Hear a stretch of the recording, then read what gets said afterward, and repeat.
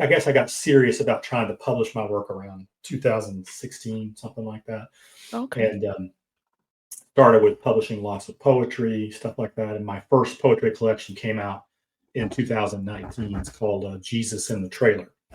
But I knew I wanted to write fiction, and I knew that I always was drawn to kind of like the supernatural. So when I go back to I think our writing journeys kind of go back to our reading journeys. And so when I was in middle school, I fell in love with Tolkien and C.S. Lewis and the fantasy novels. That's where it kind of started for me. But then I graduated to Anne Rice and Stephen King, and I always liked horror movies. Was always a big horror movie fan. So as I was thinking about writing some fiction, I knew I kind of wanted to write something in that kind of vein. And I sort of joke my first novel, Where Dark Things Grow, is a failed short story Mm-hmm. because I listened to my granddad and grandmother and great uncles and so forth talk about growing up in Appalachia in the 1930s.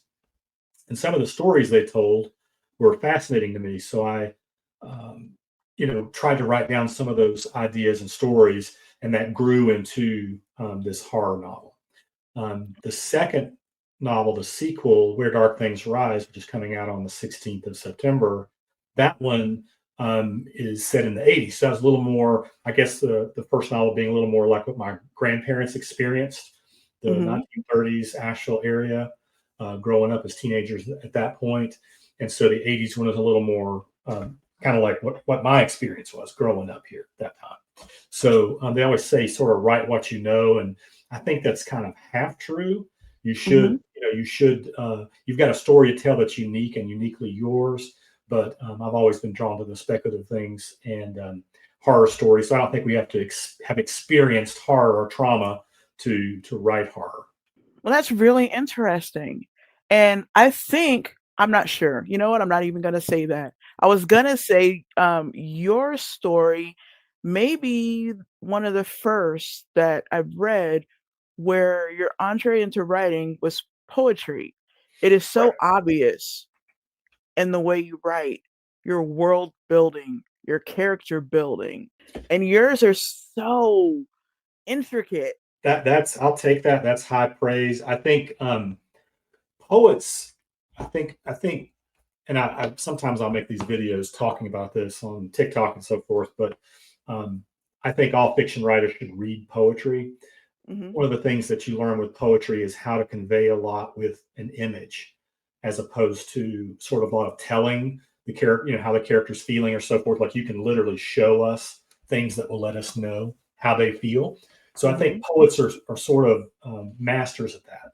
And also Absolutely. there's kind of an emphasis that they put on language, the sort of word selection, the rhythm, the sound, and so forth. So I'm glad you say that. I do think that's there in my prose. I think the thing that we have to kind of guard against as fiction writers is, there's a time for the poetry in the line, and Right. sometimes you just need to give us like an action scene, subject verb, subject verb. There's no reason to slow the reader down with, how Right. the blood resembled the crimson sky, or like just Hmm. just tell us what's happening.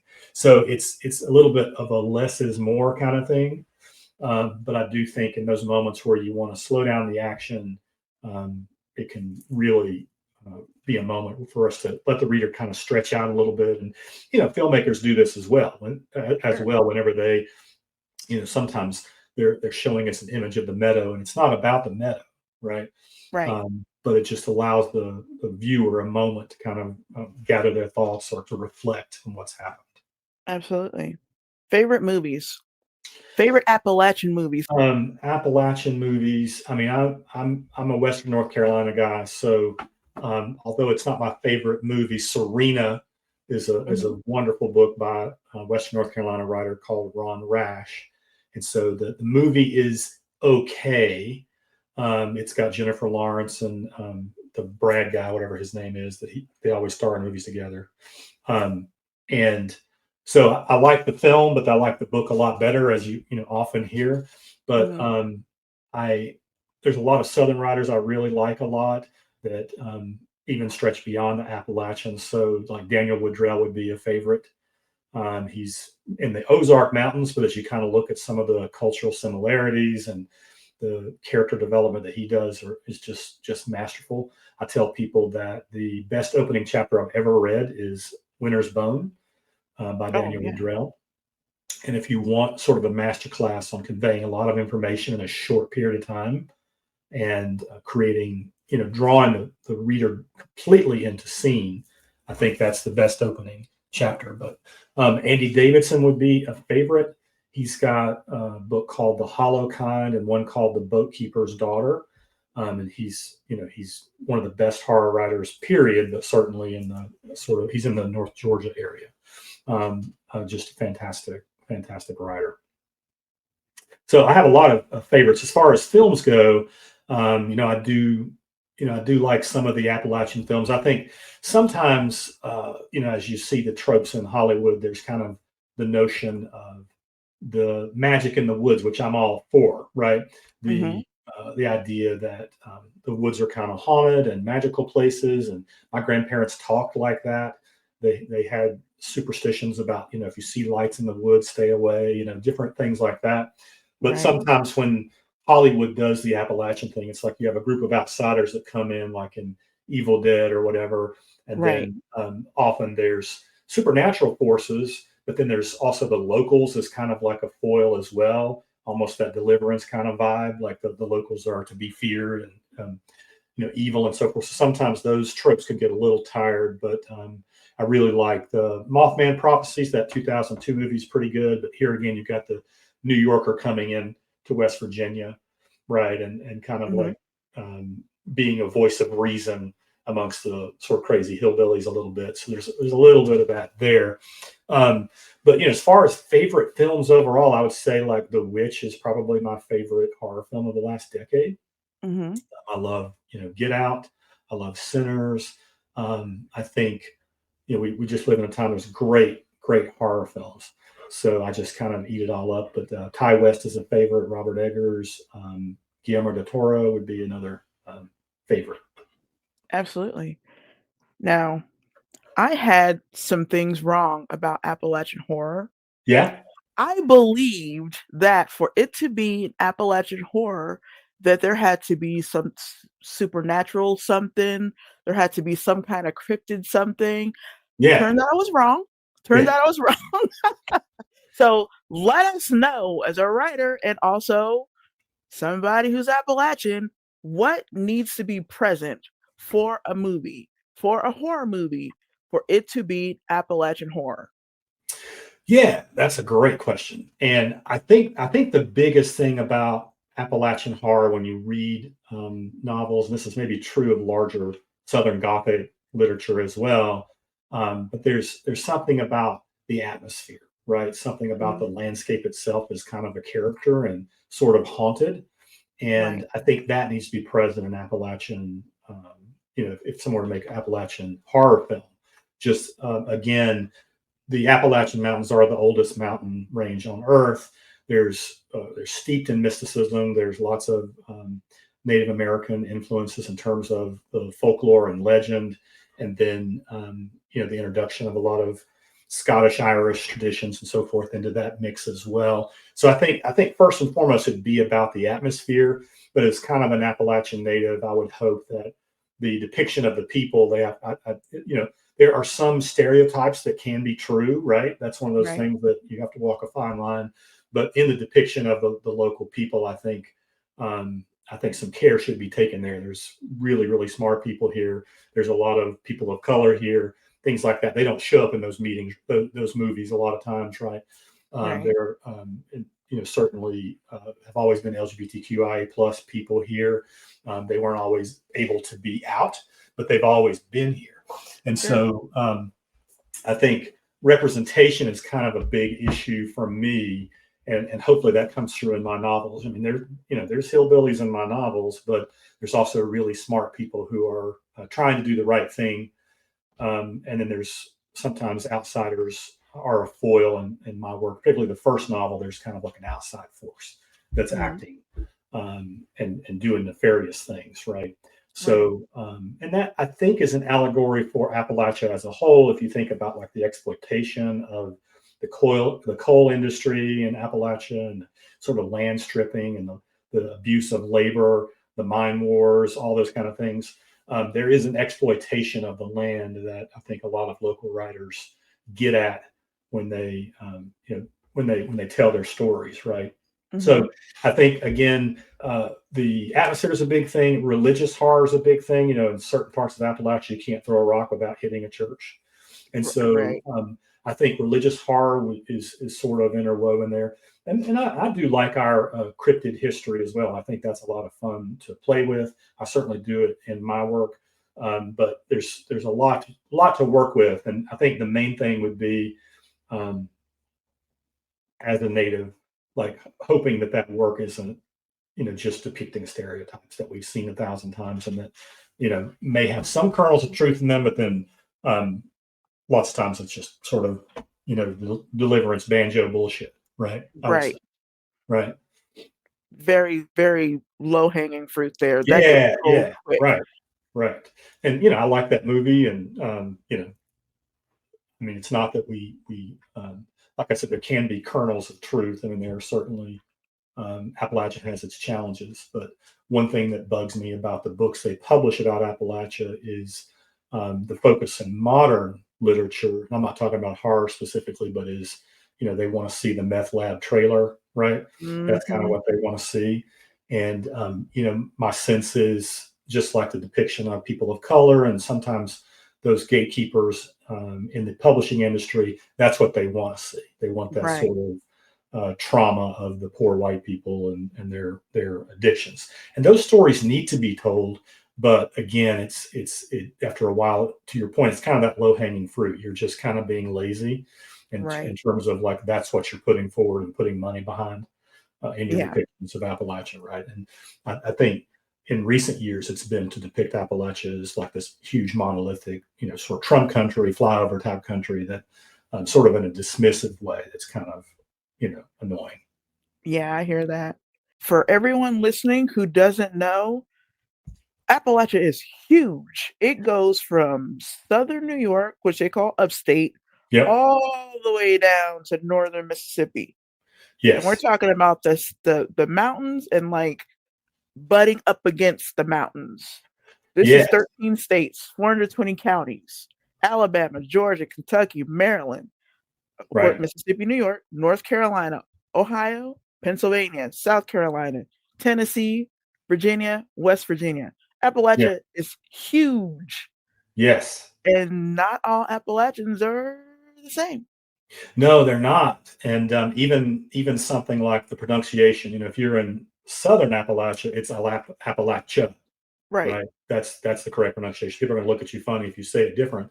But I've had to come around to the idea that the folks in Pennsylvania that are part of that same mountain range say Appalachia, and Right. so Okay.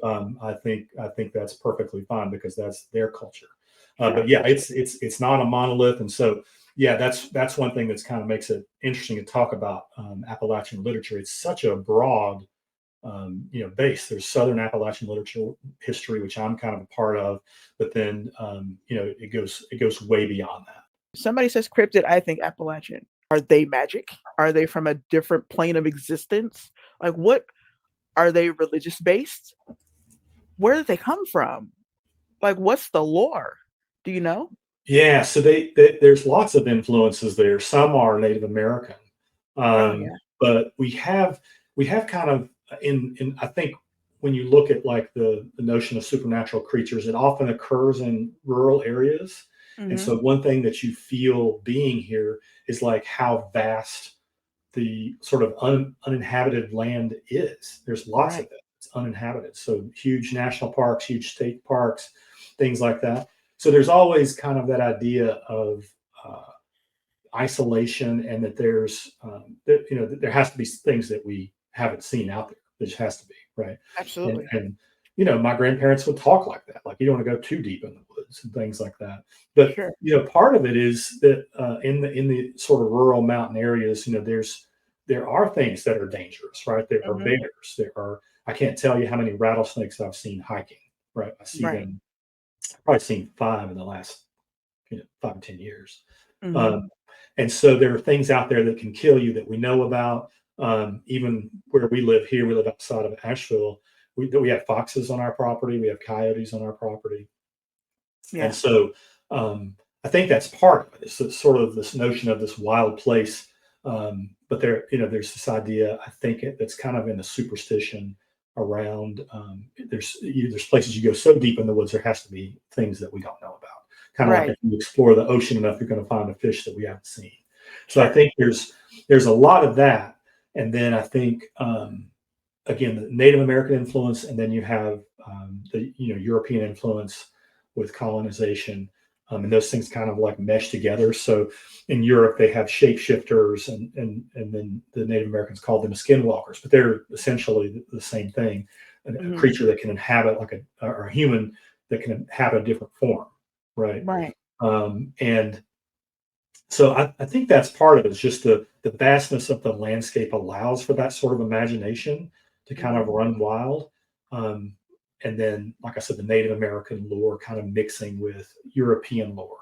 One Sure. decision I made in writing my novels is there were lots of rich things I could use that were, that I like heard legends about and like heard growing up and everything. But when I dug into the history and roots of them, they were Native American Hmm. lore.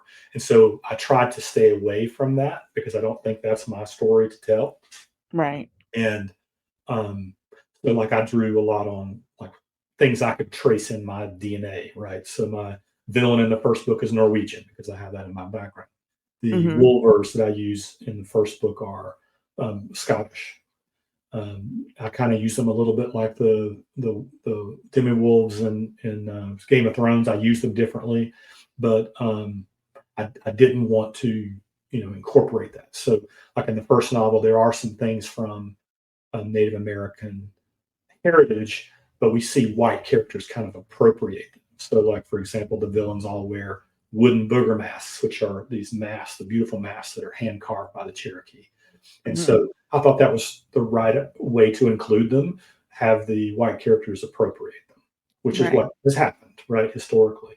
So, so yeah, there's lots of influences, but I think part of it's just the landscape is so vast, our imagination runs wild, right? Hmm. And did you manage to watch Arbor Demon? I know I was throwing a lot of movies at you. I saw part of it. I watched part of it. I didn't finish that one, but had that same sort of like uh, you know trope that we've seen the foreigners in the woods. There's something out there, untrustworthy locals, like a lot of the things that we see. But and then that sort of just isolation. They're sort of stuck in this tent, right? Right. Um, and I kind of like that sense of isolation. Again, um, I think that works really well for horror, right? And there is Hmm. something sort of scary about like we're stuck here, we can't get out, and yet this tin is so thin that um, it's not going to protect us from whatever's out there. Right. Yeah, what you miss, the end is like obviously the best part of the Of movie. course, yeah, But I still got it going, but they're like tree beings. oh, And okay, yeah, so it's a whole thing. that's right up my alley, right? Right. Yeah. And I did you see Gary Busey's kid in there, and I was like, oh, yeah, it was a Jake I Busey? think so. Yeah, and then you find out who and what these beings are and who they were, and Oh, it's actually I don't wanna ruin it for you, oh, it's really profound. I'm gonna enjoy the end of that then. That's awesome. Yeah, but definitely that it was, like, quintessential Appalachian, because 'cause I'm like, Okay, "See, this right here. yeah, This is perfect." And yeah. that movie is not like it's not new. I had that director on here, Oh but wow, I only just recently saw it, like, yeah, last year. yeah. Gotta be one of my favorite Appalachian horrors, Well, I because I like was that in the first novel, and the second novel too. But they're again the magical trees, and it's one of those things kind of subverting the thing that we think is so beautiful and safe to have it be something horrible. And mhm, in my books, it traps people, right? They get trapped in the trees. right, Um, man. I love that. It does something to the reptile part of my brain that just makes me wanna take off running. Like, it is yeah. terrifying because I live in a very rural area too in Texas, too Okay. fast, very rural, Yeah. You don't have to be out there long before you're just like, you know what, I'm gonna go back in the house. That's what I'm gonna do. Yeah, I think that's what good horror does. Is that it does hit that reptilian brain, right? And you don't know whether to run or fight. Right. And it's fun as a writer to kind of put your characters in a situation and think through, like, okay, who's going to run, who's going to fight, right? Mm-hmm. Exactly. And I was talking to my two co-hosts that are not here in our group chat about cryptids before we leave that topic. Yeah. If it is possible for humans to be cryptids, like we Hmm. have the Descent, they're Hmm. humanoid. Good Those movie. beings are terrifying. Yes. But in the Wrong Turn franchise, they have the whole evil inbred. I hate saying all Yes. that. So okay, here's what I think there could be human cryptids Okay. because those people also are super strong. They Right. are very deformed, not Hmm. just from inbreeding, but from what has happened to the land and the The trauma. water. Right. Right. Hmm. All of it has deformed these people. And part of the idea of a cryptid is we haven't really seen one. We kind of think they might be out there because of the mysteries of the woods and stuff, but we don't know. So I think the humans, the twisted humans in the Wrong Turn franchise are human cryptids because they're not just like humans with close family ties. Right. They are Right. super strong. They eat newcomers that come because the land and the water has been poisoned. So They they don't eat have a choice. people that come, Yeah. right? Right. So they are kind of outside of humanity at this point, and they are now the apex predators, and we are their food. I think the notion that we understand everything is ridiculous, right? So Right. the idea that I mean, why do we keep discovering new species all the time? Right. So there'll be Absolutely. like you'll see something in the New York Times or whatever about a new species of whatever, salamander or something. Hmm. So the idea that we know everything is kind of ridiculous. And so I do believe that, there are, like, magic can exist. There's a potential for supernatural, a spiritual realm, however you want to put it. And so I don't know why cryptids would be any different. Again, there's so much of Appalachia that's really not explored, right? Right. It's very difficult to get to, and they haven't developed it because it's too hard to develop, right? It's Right. not cost effective. People want these mountain view houses, and they keep hacking down woods to do it, and then the storms come and wash them away, right? Hmm. So yeah, I don't preclude anything. Like I don't have. I mean, there's some reason why there's so many. Um, Even just take Bigfoot, right? So many legends around Bigfoot and the Wendigos and all the different, iterate woolly boogers is what they called them in West Virginia. Hmm. And like the idea that, like, all these different people have these, it's like the UFO thing, right? For years, that was like, oh, that's such bullshit. It's not real, blah, blah, blah. Then the Navy's like, you know what? It's fucking real, right? And here's Yep. a video of one of these things. So I just think we get kind of arrogant as humans, thinking we understand everything. We've got it all categorized and classified, and then we learn, oh, we didn't have it right. There was more stuff. So I'm with you. I think it is possible that they exist, and these legends and these lore are in our, like, vernacular and storytelling for a reason. Right. I agree. Even if it was a situation like if you think of how human beings are so massive and ants are so tiny that ants can't perceive us. Even Right. if that's just the case, it doesn't that's still real and it's still terrifying. And Absolutely. the fact that there could be something right here, right now, but because we don't have the senses to perceive it, or maybe we can only perceive it when we're drunk and half asleep, that is terrifying. Right. But that Right. also doesn't make it not true. It's true. No, I mean, I absolutely. And yeah, there's so many ways you can go with it. Again, that sort of spiritual realm, thinking about our dream lives. Where do dreams come from? Where do all these different things? But there certainly has to be. There's more than, like, what we can sort of tangibly see looking out the window. I just, I, I mean, we just know that intuitively as humans. Absolutely, I agree. What are the rules of Appalachia? If I am visiting Appalachia and the locals tell me, "Okay, here are the rules," what are the rules? So I watch a lot. I've watched a lot of those TikTok videos, and now again, I think we have to go back to the idea that first of all, Appalachia is really big, Right. and so just because I haven't heard of something doesn't mean that it wasn't a thing in you know the New York Appalachian Mountains or the Pennsylvania Appalachian Mountains or West Virginia. Right. So I think the rules probably depend on where you are, but you know the two things that I heard about from my grandparents or kind of like growing up was they talked a lot about lights, like mysterious lights.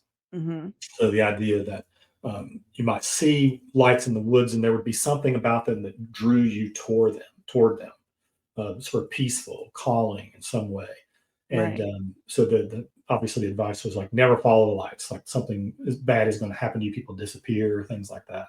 So that's one that I personally heard. Also, the voices in the woods. Now, when you watch the TikTok videos, there's a lot of things about voices saying your name, Mhm. and I'm not discounting it, but I never heard that growing up or around other people here. I did Right. hear about hearing voices in the woods. The woods Mhm. might be talking to you, things like that. Again, kind of like the lights, like don't heed the call, right? Right. But I think those are kind of the big ones. Again, I think a lot of the stuff that I see about Appalachia, like I, I don't know that it's real, like local Appalachian people are saying or feeling these things, or it was in their tradition, if you will. But again, it's such a big area that I'm trying to discount. Yeah, it's really interesting, and again, I think that sort of goes back to the idea that these mountains are the oldest on Earth, and there's just so much superstition, lore, kind of tied up in it. Um, yeah, and I think when you get to the TikTok side of it, like it's certainly played up, but that's fun. I don't it doesn't like as an Appalachian doesn't offend me or anything like that. If I think that's all. I mean, as a horror writer, I'm like delighted. Like, yeah, that's fantastic, cool. From North Carolina, Appalachia, don't follow the lights, don't heed any voices in the woods. That's the few that I kind of Those are good. Those and are and I, good. and I mean they would say other things like don't go in the woods by yourself, but that seems more like a survival, like common sense thing Right. than like you're going to get snatched by Bigfoot necessarily, right? Or Yeah. the Mothman. And when I heard about whistling in the woods, Hmm. it you know what? Hey. That's kind of a variation of the voices, right? Right. Um, yeah, it's just I guess it's again that idea that the woods themselves could be haunted, and there's ideas about them, the voices calling you out there so you'll get lost, Mhm. not be able to get out again, things like that. Terrifying. Hmm. And what movies do you think is a good representation of Appalachia and the culture? Yeah, I think I don't know that there are as many movies that represent both sides of Appalachia. There's lots of movies that represent the sort of rural Appalachia, right? They Right. don't talk about our cities and towns and things like that. So I would say that's kind of an area that's wanting a little bit.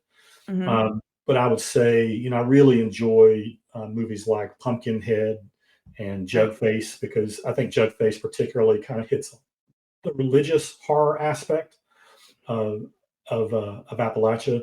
The risk is people see that and think that all of Appalachia is that way. When I was younger, I used to think all of New Jersey looked like Newark, right, from The Sopranos, because I hadn't Right. been there. Then I go and visit there. I'm like, wow, this is this beautiful rural rolling landscape. It's just gorgeous. And then you get the idea, like, oh, now I know why they call it the Garden State. So there's, sometimes the representation is so narrow that that's all we see. But I do think that religious horror is kind of interwoven with Appalachian horror. And at least in my work, that's kind of part of what I'm trying to excavate. I just, rewatched Jugface Yeah, yesterday. yeah. Oh, man, I forgot. That movie hits me so hard. I'm mad for days after. Ada? No way. It's a But great film. And of course, it's right, taking that religious horror trope and putting it in cult territory, which is right. what I've done in both of my books. It's the fact that like you feel it. It's not just writing. It's you have to have the right cast. You've got to have Absolutely. the composition of the film, the coloring. They got everything right in that I movie. couldn't agree more. I couldn't Yeah. agree more. There's that that sort of blind acceptance of the faith, and then there's, as I talked about, the landscape itself being haunted. You have in that pit the sort of Mhm. like quintessential representation of that. This is this sort of holy place that we go to, and we find out whether people are condemned or not based on this pit. Right. I just love that. So do In I. my novels, particularly the first one, the trees are that sort of that similar foil, if you will, natural foil. The Right. trees themselves are haunted and can trap you. And Right. so, yeah, I think that fits in really, really well with the sort of mysticism around the Appalachian Mountains. I just love that film. It's fantastic. Absolutely. And that is one thing I absolutely think that Appalachian horror, the setting has to be a character. Yes, If it's not, we won't feel it, and right. I'm not it's not gonna land on me at all as Appalachian or religious horror. It won't land. I Because agree, and I think you can tell the difference in when the writers, the directors get that right.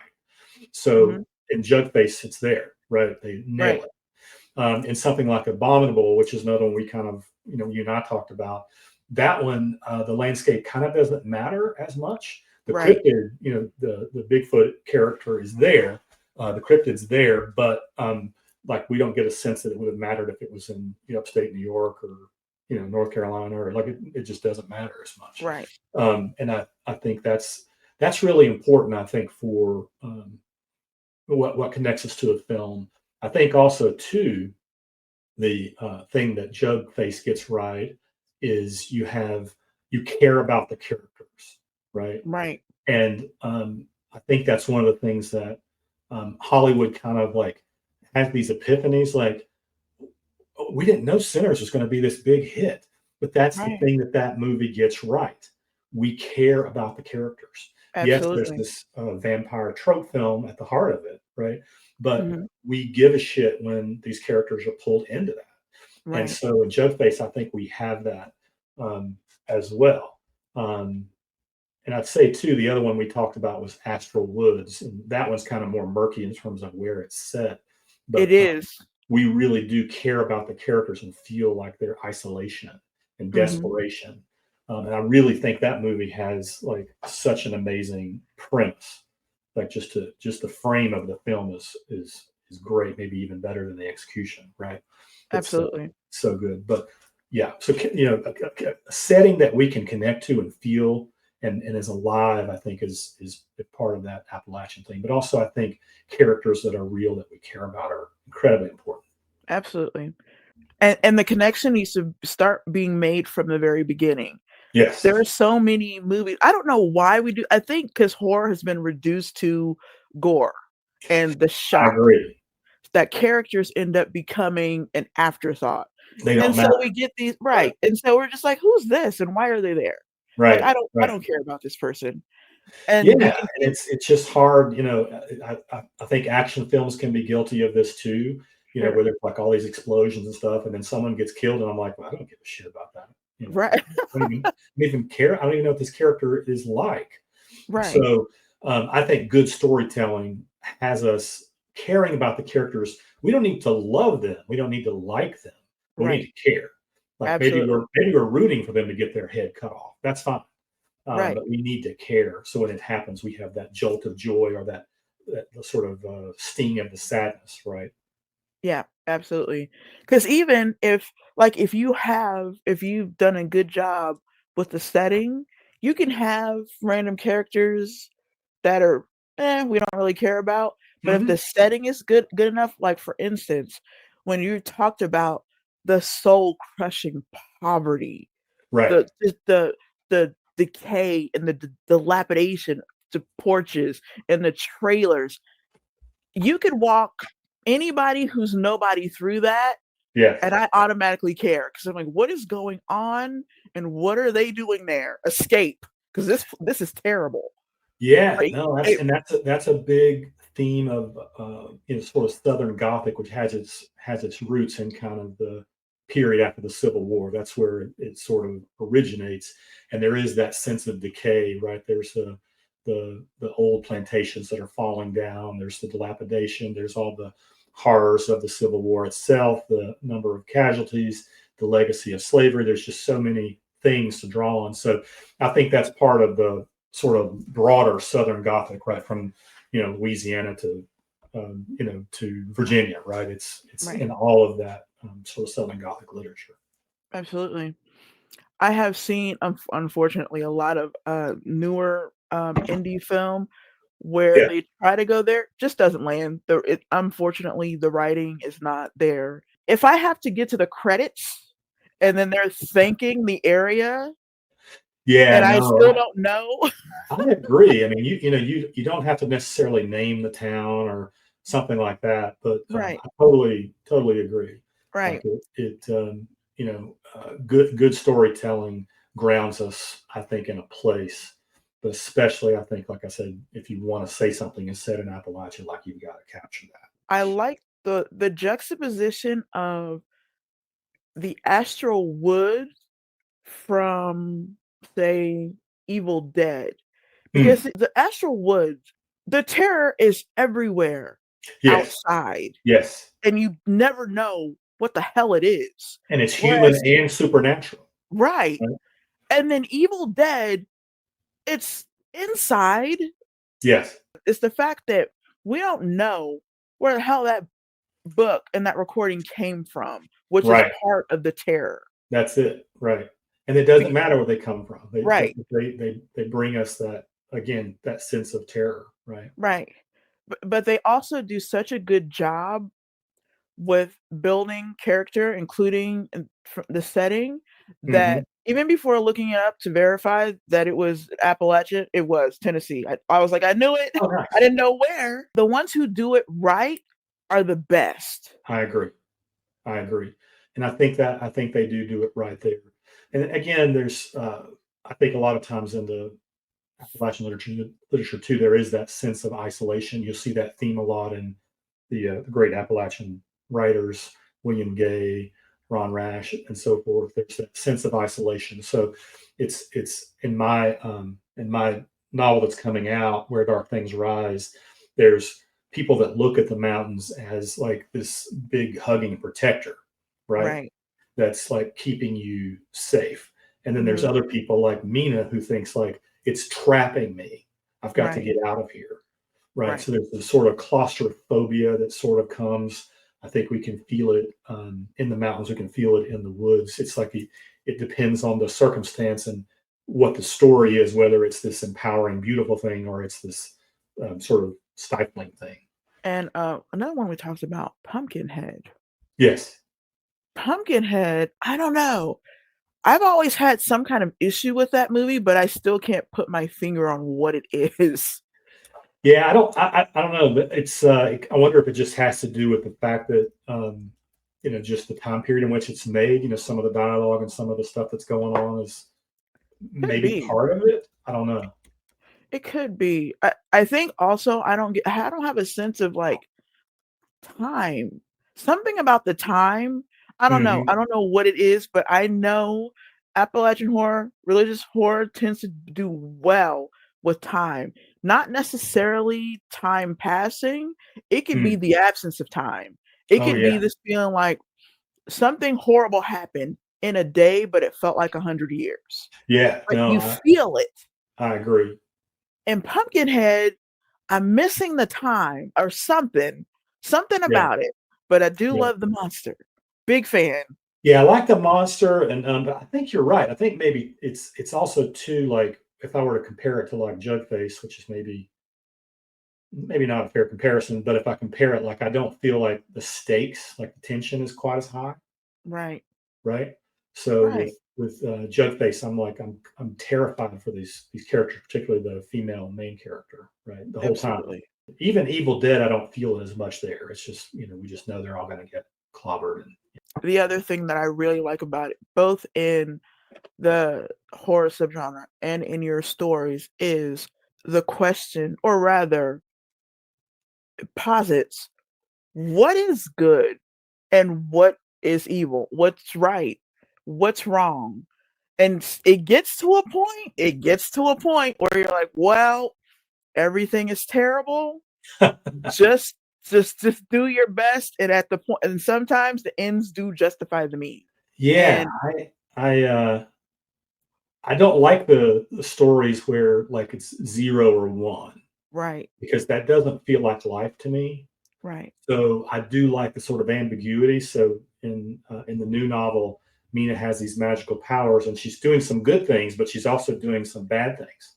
Mhm. And I just don't believe that a character who was 16, 17 years old that suddenly had all these magical powers would make all good choices. That just Right. doesn't make sense to me.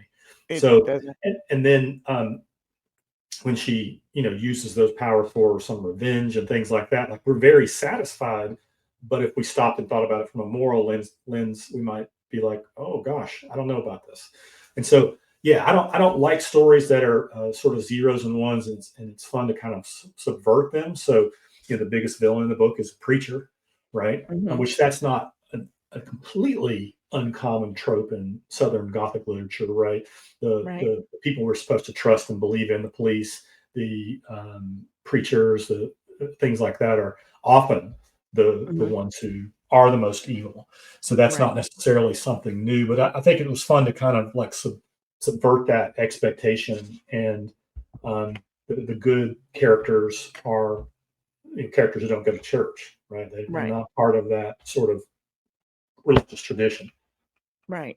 And the fact that the good guys are kids, love that. Very Stand By Me, because Yes, we yes, have so much art that is kids automatically screw ups, they're gonna destroy everything. We have to call in the adults, the good guys, the cops, the military, whatever, to fix yes. it.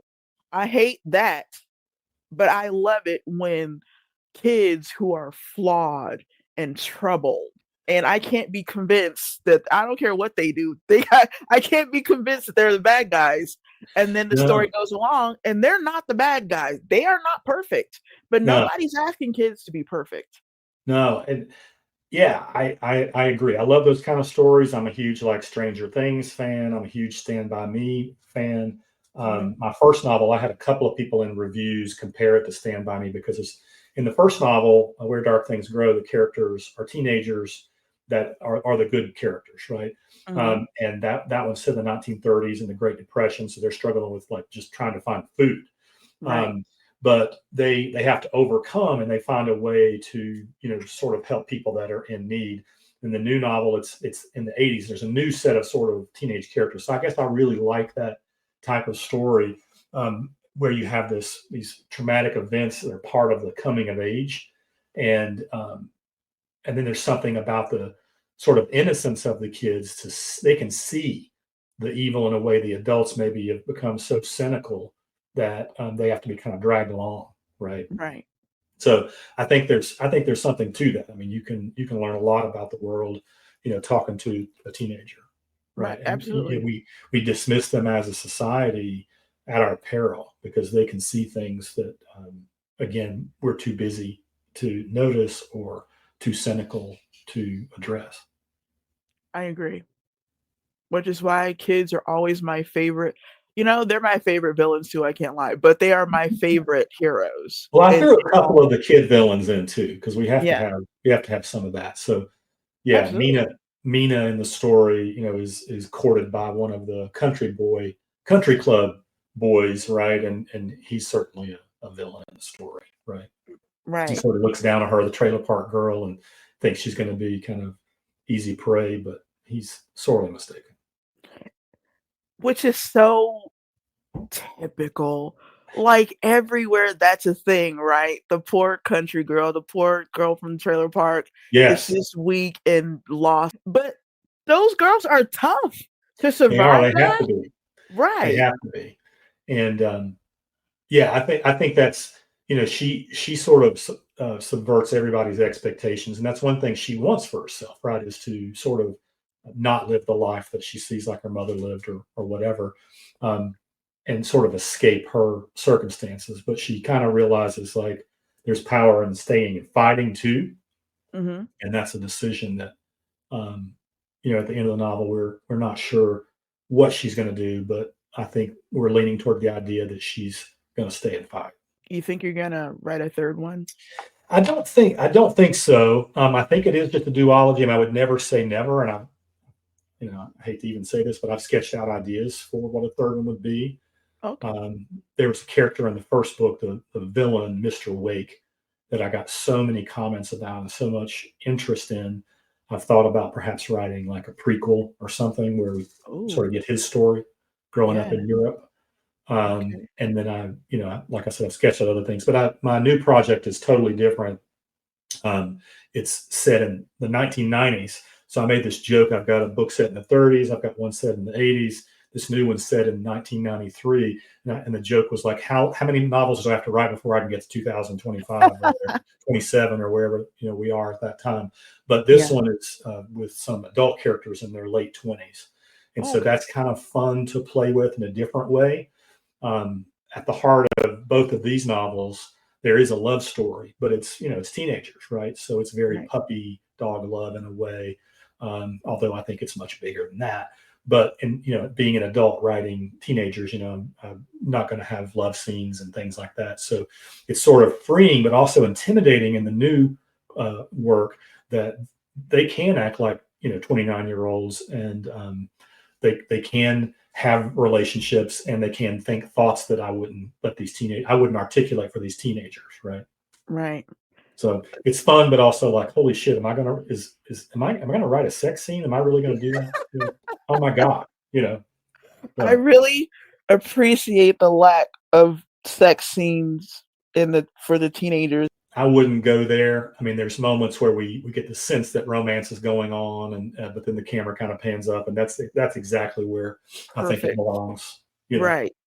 Because even though I knew you before I bought your first book, Yeah, the way you can feel the scene coming, and I kinda yeah, cringe. and I guess our mindsets have changed a lot too. But always sort of struggle with rereading it, and you have Mhm, these really young kids having sex, and it's mhm. depicted, and I just yeah, I don't think we should do that. I don't think we should sexualize teenagers. It's horrible how Agreed. much that already happens sort of organically with social media. Yeah. And like I'm not a prude at all, but I dislike it in film, in sort of like movies, and I dislike it in books. Like I just yeah, I'm not going to go there. Also, I are we prudes for not liking that? Because I don't think so. I don't think it's appropriate, honestly, yeah, I because don't either. the audience is not going to just be teenagers, and I have a problem with a lot of the sort of Netflix series for that Mhm. reason, um, just because they'll do that. And Right, I don't know. It's not that I don't think that we necessarily need to portray the idea that all teenagers are virgins, or whatever the case may be, but I don't think we need to see a depiction of absolutely, it, right? I agree. You know? But when I get to the point and it's sweet and it's puppy love and it's just like, "Oh, this is Mm. nice." I realize I haven't read much of that, and that's kinda sad. I don't like that. Yeah, I think there should be more of it. Like another show that like drove me insane was Euphoria on HBO. I don't know if you saw it or not, but they're all teenagers, and they're like very sexual, and I Mm, just I just yeah. don't think that we should do that. I didn't see it, and I don't think I'm going to now. Again, I'm not a prude Yeah. either, but I don't need I'm good on that.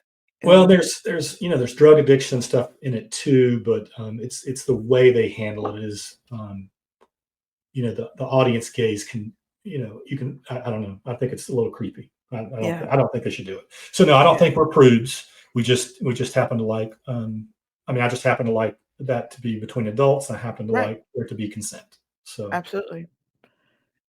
And have you thought about it? If somebody were to make your duology into a movie or a series, who would direct? I have, and it would probably be the ones I mentioned earlier. Like, I would love to see what Guillermo del Toro would do with the Oh, Wolvers. man, Like, that yeah, would be just fantastic. But also Ty West, like, yeah, I think he does just such a great job with atmosphere. mhm. Uh, yeah, that would be amazing. But That would be amazing. those would probably be my top choices. Um, yeah, absolutely. I think Robert Eggers would make a cool Appalachian film if you thought about the way he captures that sort of New England horror and the witch You and know the what? lighthouse. Yeah, Yeah, I'd love to see him do an Appalachian horror, yeah, preferably mine. yeah. That hey, I'm telling you, I want that for you. We haven't had that many authors here, but the ones we have had, we've had Jason Pargin, and, his debut became a feature. Yeah, And then we also had, Peter Atkins. nice. He, wrote Hellraiser. So, Yeah, like, I'm just saying, I wish that for you too. Like, why not? yeah. No, I mean it's absolutely. I think they both work well for film. There's some novels that are so internalized that they're more difficult to capture. But as you Sure. said, I think there's a lot of imagery in mind that would be, I would think, a lot of fun to play with, and I know that'd be fun to see. Absolutely. It's So just gotta get the right person because that's it. That's it. if That's they don't if yeah. they don't get the setting right and the composition right, it's doomed. That's right. No, that's right. And that's the I guess the fear you have is that there are lots of bad films made. Like I said earlier, I like the film Serena, Ron Rash's Serena, but they didn't do the book justice. Right. Right. That's always a risk. Oh, I love to see your books as movies just because visually, when I see them the whole time, I'm like, "You know what? This somebody's gotta see this." But when somebody makes it into a movie, they're not gonna see it. Because 'Cause I'm always like, "You have to read this book. Like, just trust me. This is great. If you like Stand By Me, if Yeah. if you like Stranger Things, you Yeah. gotta read this book. You don't have listen, I told somebody this yesterday. It's like, "There's an audiobook. Get the audiobook, man." Yeah, no, it's all reading to me. Like Yeah, I like audiobooks. I have to occasionally travel for work, and so I always have an audiobook going and a paper book going, or e-reader book going all the time. absolutely. Also, I saw your calendar. Is your day job being an author? That No, no, there are not that many beginning writers that can sort of quit their day job. I'm not one of them. okay. If becoming because I'm going to be on this show, I'm sure like the word will get out and folks will come and bring me film rights and so forth. So hopefully I'll get I there. hope so. I hope But so.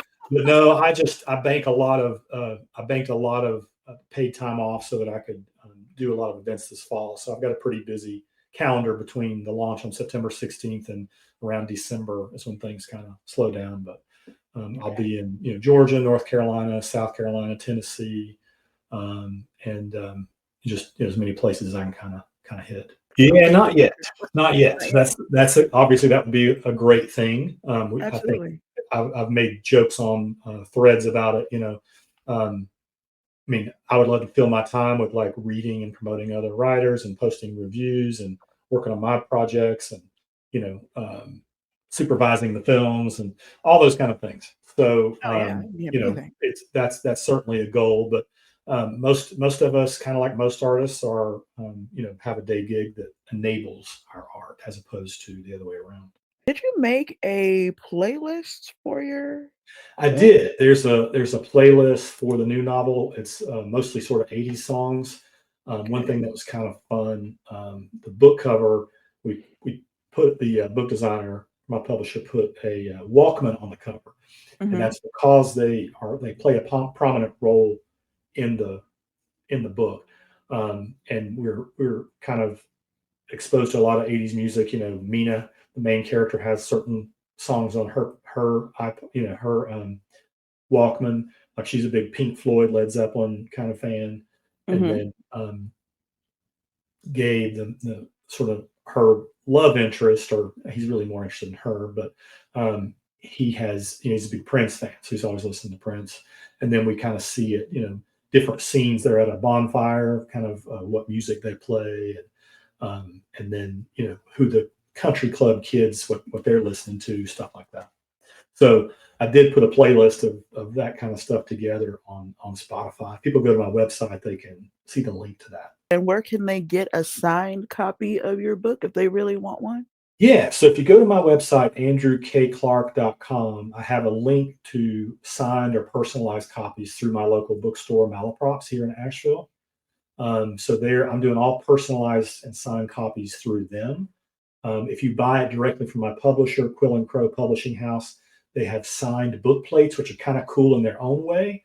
They have like a Walkman design on the book plates, so you can get a signed copy either way, but one through Malaprops you can get personalized and signed versus a book plate. But andrewkclark.com has all the links to all those things, the ebook, all those things. An audiobook is coming probably a little while after the book comes out, but I'll have all that linked for folks. And if you get the book, read the book, leave a review. If it's negative, do not tag him. This man does not care. But leave the review. Yeah, leave the review. It's kind of funny. People are like, it's all about the algorithm, right? So the more reviews you have, even if they're like, if you have 10,000 3-star reviews, that's way better than 1,000 5-star reviews for the algorithm. Right. And so, you shouldn't tag authors in bad reviews. We don't give a shit. It's the way I look at it is it's kind of like when you create any art, it's kind of like film or painting or whatever the case may be. Like once I've done it, like now the audience owns it. And so in a way, you as the reader, like you and I are in conversation together, but your perception of the book, I have no control over. Like I've had people write reviews about things and mention things that happened in the book that didn't happen in the book, right? They perceive something that I did not intend. And but as far as I'm concerned, the art doesn't belong to me anymore. It now belongs to the reader. And so that's totally fine that was their experience. Your second book has not released yet. What date is it releasing? Comes out September 16th. And so that launch will be at Malaprops, my local bookstore in Asheville. And it will be live streamed online. So if you're not local, you can watch the launch. The very first night I'll be reading from the novel anywhere. Awesome. So they do require you to register. It's free. But you do have to register. Again, that link is on my website as well. There will be an audiobook. It'll probably come out about a month after the first one. And it's going to be the same narrator as the first one. So folks that enjoyed that, we have the same. I was lucky to get the same narrator back, E.B. Barkley. I need to listen to more audiobooks because I want to see. Yeah, I think they're kind of a different experience, and in some ways, as the writer, it's kind of fun to hear. I guess almost like an interpretation of the work in a way that's a little bit different. So it's a performance, right?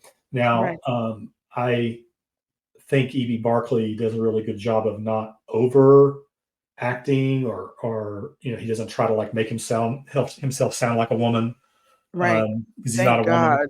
Yeah, so he just what he does and what I was very happy with is he kind of just gives the characters an affectation. I think that works much better personally than trying to change your voice for every character, because you get kind of I don't know. If you listen to an audiobook where someone does that poorly, like you just can't keep listening.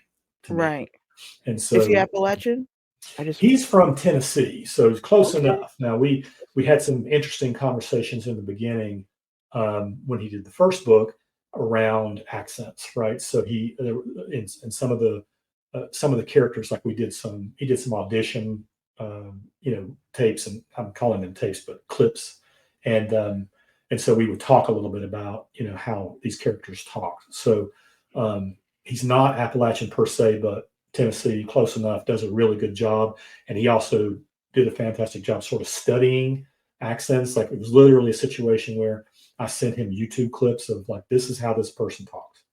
Okay. And so he did a great job. Even with the Norwegian villain in the first novel, he nailed that. That was one that we kind of debated, went back and forth on in terms of like, what do you like? I don't know. What do you like? That kind of thing. But we just wound up watching a lot of videos of Norwegian actors being interviewed to see how they spoke English.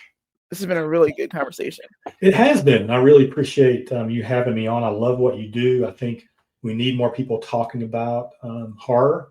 I mean, just in general. And then I think the work you do, kind of like introducing folks to films that they may not know about and directors that they may not know about. I've found several, that I've got to check out just by checking out the podcast. So folks that are listening, because I'm on here, I hope you'll go back and check out all the other episodes as well, because it's really awesome what you do. Absolutely. I'm happy to do it. And I agree. There are a lot of artists, writers, Mm-hmm. filmmakers doing great work, and they will never, ever get their due unless we tell everyone. That's it. All artists. I mean, I think all books that are successful, it's word of mouth. And Absolutely. certainly you can say, well, this so and so big author is very successful because he gets a lot of marketing. Probably not in the beginning, right? Right. Particularly writers being, writing in 2020s, right? Not in the beginning. They're not those marketing dollars. So it really is word of mouth. It's one of those things I tell people, like, tell all your kin, tell your friends, write a review, post about it on your social media. Like, if you like the book, please do those things because they make a big difference. And I think we should do that. We should do the same thing for filmmakers, right? Um, Absolutely. and other artists. There's a couple of like painters that I really love online, and I try to share their work as much as I can. This is the #1 place for macabrish cults, classics, and horrors. For synopsis, reviews, and news, go to macabrish.com. Thank you for listening. Signing out until the next one.